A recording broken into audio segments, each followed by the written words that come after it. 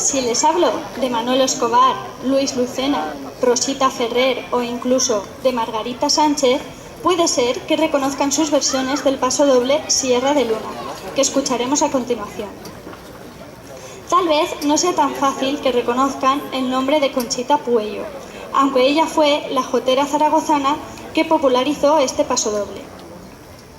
También es más que seguro que les costará reconocer el nombre de su autor, Francisco García de Val, un compositor aragonés que además de Sierra de Luna compuso temas tan populares como Una lágrima cayó en la arena o Qué bonita que es mi niña.